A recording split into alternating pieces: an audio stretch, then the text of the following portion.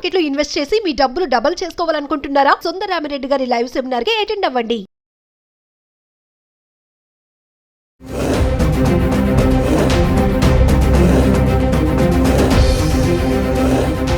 నమస్తే, welcome back to Suman TV. ప్రస్తుతం మనతో పాటు ఉన్నారు consumers affairs committee chairman Mandadi Krishna Reddy గారు. నమస్తే సార్. నమస్తే అమ్మా. సార్, ఈ పహల్గామ్ దాడి తర్వాత మరి భారత్ ప్రభుత్వం పొరుగు దేశమైనటువంటి పాకిస్తాన్పై కొన్ని ఆంక్షలు విధించింది. ఇందులో చూసుకుంటే ఈ నేపథ్యంలో పాకిస్తానీ యూట్యూబ్ ఛానల్స్ని కూడా బ్యాన్ చేసింది. అందులో కొన్ని డాన్ న్యూస్, ఇర్షాద్ వాతి, సామా, ఆరి న్యూస్, బాల్ న్యూస్, రఫ్తార్ అని కొన్ని ఛానల్స్, అంటే వీళ్ళు తప్పుడు ప్రచారాన్ని కొంచెం మత సామరస్యాన్ని రేకెత్తిస్తున్నట్టు విధంగా ఉంటున్నాయని చెప్పేసి కేంద్రం బ్యాన్ చేయడం జరిగింది. దీన్ని ఎలా చూడొచ్చు అంటారు? పహల్గామ్ జరిగిన తర్వాత విష ప్రచారం చేయడంలో పాకిస్తాన్ ముందుంటుంది. అంటే ముందుగానే తయారీ రెడీగా ఉంటుంది. మనం ఇది జరగబోతుందని తెలుసు వాళ్ళకి. ఇది జరిగిన తర్వాత ఇండియా నుంచి పెద్ద రియాక్షన్ వస్తుందని తెలుసు. అయితే ఇంత పెద్ద ఎత్తున రియాక్షన్ వస్తుందని వాళ్ళు ఊహించలేదు. ఇది వచ్చేసరికి ఏమైందంటే భయపడిపోయింది.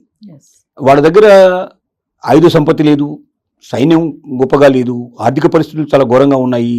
ఈ పరిస్థితుల్లో భారతదేశం మీద యుద్ధం చేసి మనం గెలవలేము కాబట్టి ఏదైనా ఇండైరెక్ట్గా ప్రపంచంలో భారతదేశాన్ని దుయ్యబట్టి చెడు చేసి భారతదేశం వీటన్నిటికీ కారణమని చెప్పి, అంటే దొంగని అరిచినట్టుగా ఉండాలనే ప్రయత్నం చేస్తోంది. దాంట్లో భాగంగానే వాళ్ళకు యూట్యూబ్ ఛానల్స్ ఏవైతే ఉన్నాయో అక్కడ ఇక్కడ బాగా ముస్లిమ్స్ కనెక్ట్ అయి ఉండేటువంటివి ఎక్కువగా ఉంటాయి. అంటే అక్కడంతా పాకిస్తాన్ అంతా కూడా ముస్లిం దేశం కాబట్టి ఇక్కడ ఉన్న భారతదేశంలో ఉన్న ముస్లింలు కానీ, ఇంకా ప్రపంచ దేశాల్లో ఉండే ముస్లింలు కానీ, మిగతా దేశాలన్నింటిలో కూడా ఒక రెచ్చగొట్టే వాతావరణాన్ని క్రియేట్ చేయాలి. అంటే పహల్గామ్ అనేది మనమే చేసుకున్నామని, వాళ్ళు చేయించింది కాదని, భారతదేశంలో ఉండేటువంటి వాళ్ళే కావాలని ప్రభుత్వమే దీనికి ఒక ఈ రకంగా చేసి పాకిస్తాన్ బ్లేమ్ చేయాలని ప్రయత్నం చేస్తుందనేది ఒక ఆలోచన.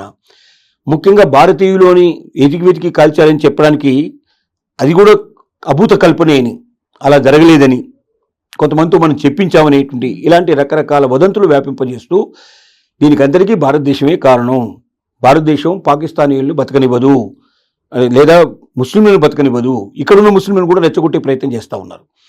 అంటే మీరంతా మేల్కోరండి, మీరు భారతదేశానికి వ్యతిరేకంగా మీరు రండి, మాతో చేయగలపండి, మనం అందరం కలిసి అపూర్వమైనటువంటి పాకిస్తాన్ నిర్మిద్దాం, అంటే భారతదేశాన్ని కూడా కలుపుకొని నిర్మిద్దాం, పెద్ద దేశమైన పాకిస్తాన్ని పెద్ద దేశంగా మనం తయారు చేద్దాం. బంగ్లాదేశ్ ఒకప్పుడు ఇవన్నీ కలిసి ఉండేవి, బంగ్లాదేశ్ పాకిస్తాన్ అన్ని కూడా భారతదేశంలో అంతర్భాగంగా ఉండేవి. ఇప్పుడు మళ్ళీ అలాంటి పాకిస్తాన్ని మనం నిర్మిద్దామని చెప్పి వాళ్ళు ప్రయత్నాలు చేస్తూ ఉన్నారు. దీని మీద రోజుకు ఒక 10 కథనాలు 15 కథనాలు ఒక్కొక్క యూట్యూబ్ ఛానల్ రకరకాల కథనాల్ని అవే తయారు చేసి అవే వడ్డించే పరిస్థితికి వచ్చారు. ఇలాంటి పరిస్థితుల్లో వాటిని బ్యాన్ చేయకపోతే ఇవి ఇంకా చాలా ప్రమాదకరమైన పరిస్థితి ఏర్పడుతున్న ఉద్దేశంతో ఆల్మోస్ట్ 20కి పైగా ఛానల్స్ని ఇమీడియట్గా స్టాప్ చేశారు. ప్రతిరోజు ఏరుతున్నారు. ప్రతిరోజు ఎవరైతే విష ప్రచారం చేయడానికి సిద్ధపడుతున్నారో వాళ్ళందరినీ దృష్టిలో పెట్టుకొని దాన్ని బ్యాన్ చేయడానికి ప్రయత్నం చేస్తూ ఉంది. అంతర్జాతీయంగా బయటకు వెళ్ళడానికి వీలు లేకుండా చేయడానికి ప్రయత్నాలు జరుగుతున్నాయి. అయితే మనం భారతదేశం బ్యాన్ చేసినంత మాత్రం భారతదేశంలో మాత్రం బ్యాన్ చేయగలం, కానీ ఇతర దేశాల్లో మనం బ్యాన్ చేయలేం, అది మన వల్ల కాదు కదా. కాబట్టి ఇది వార్త పోకుండా ఉండదు, వార్తలు పోతుంటాయి, కానీ భారతదేశం మీద ఎఫెక్ట్ ఎక్కువ పడకుండా ప్రయత్నం అయితే కంటిన్యూ అవుతోంది. ఈ ప్రయత్నాల్లో కొంతమంది, కానీ ఒక ఆనందకరమైన విషయం అంటే గతంలో కన్నా ఇప్పుడు మన కాశ్మీర్లో చూసుకున్నా కూడా, కాశ్మీర్లో ఇంతకుముందు విపరీతంగా భారతదేశం మీద హేట్ బాగా అసహ్యం, అంటే వాళ్ళు విపరీతంగా కోపం ప్రదర్శించేవాళ్ళు, రాళ్ళు తీసుకొని మన సైనికులను కొట్టేవాళ్ళు, తర్వాత ఎక్కడ ఏ ఛాన్స్ వస్తే ఆ ఛాన్స్లో మనకు వ్యతిరేకంగా నిరసనలు తెలియజేసేవాళ్ళు. కానీ ఇప్పుడు ఆశ్చర్యకరమైన విషయం ఏంటంటే కాశ్మీర్లో దాదాపుగా మ్యాక్సిమం పర్సంటేజ్ ఆఫ్ పీపుల్ వాళ్ళు పూర్తిగా దీనికి వ్యతిరేకంగా నిరసనలు తీసుకొస్తున్నారు, వ్యతిరేకంగా పాకిస్తాన్కి వ్యతిరేకంగా ప్రదర్శనలు ఇస్తున్నారు.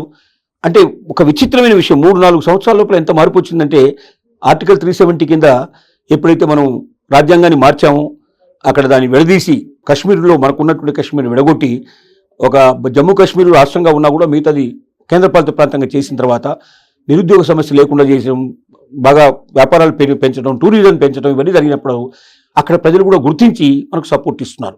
అలాగే భారతదేశంలో ముస్లిం ఎవరైతే ఉన్నాయో, పెద్ద పెద్ద ముస్లిం సంబంధించినటువంటి సంఘాలు ఏవైతే ఉన్నాయో, యూనియన్స్ ఏవైతే ఉన్నాయో, వీళ్ళు కూడా పాకిస్తాన్కు వ్యతిరేకంగా ఇది జరగడానికి వీల్లేదు, భారతదేశం మీద, మా దేశం మీద ఇలాంటి అటాక్ చేయడానికి వీల్లేదు అంటూ నిలదీస్తున్నారు. ఇది ఒక చాలా అద్భుతమైన విషయం, చాలా గొప్ప మార్పు కింద లెక్క. ఎందుకంటే ఇంతకుముందు ఇక్కడ పాకిస్తాన్ క్రికెట్లో గెలిస్తే ఇక్కడ స్వీట్లు పంచుకునేవాళ్ళు, అలాంటి ప్లేస్లో ఇవాళ పాకిస్తాన్ మీద ఒక కోపాన్ని అసహ్యతను తెలియజేయడానికి ముస్లిం సంఘాలు కూడా ముందుకు వస్తున్నాయంటే ఇది అందరూ ఆనందించాల్సిన విషయం. భవిష్యత్తులో కూడా ఇది ముందుకు వెళ్ళాలి. ప్రభుత్వాలు కూడా మేల్కొని ముఖ్యంగా ముస్లింలకు ఎక్కువ తోడ్పాటు ఇచ్చి వాళ్ళను కూడా మనం పైకి తీసుకొచ్చే ప్రయత్నం చేస్తే డెఫినెట్గా ఇది గౌరవనీయంగా ఉంటుందని నా ఆలోచన. సార్ ఇందులో మాజీ క్రికెటర్ షోయబ్ అఖ్తర్ది కూడా ఉంది అంట ఛానల్.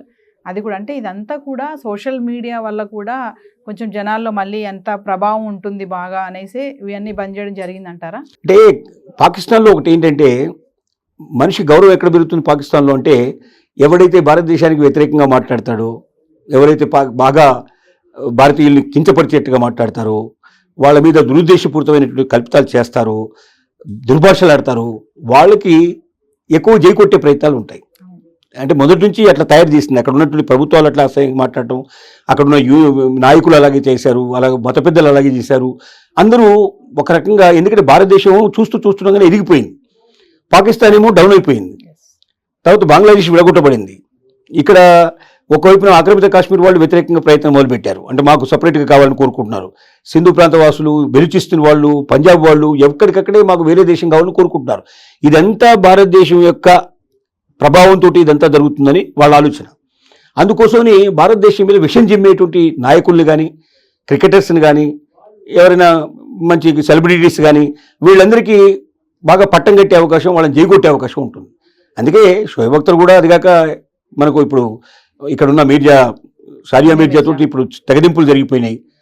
అది కూడా ఒక రకమైన బాధాకరమైన విషయం. ఎందుకంటే భారతదేశంలో ఉంటుంది కాబట్టి సానియా మిర్జా భారతదేశం మీద విషయం కక్కితే అదొక రకంగా సంతోషం. ఏమి చేయలేని వాడు ఏం చేస్తాడు, ఇంకెంతకన్నా ఏం చేస్తాడు. కాబట్టి అలాంటి విషయాలు కూడా దీంట్లో ఉండే అవకాశాలు ఉన్నాయి. అంతే తప్ప దీనివల్ల పెద్దగా వచ్చేది ఒరిగేది ఏమి ఉండదు. Thank you. నమస్తే.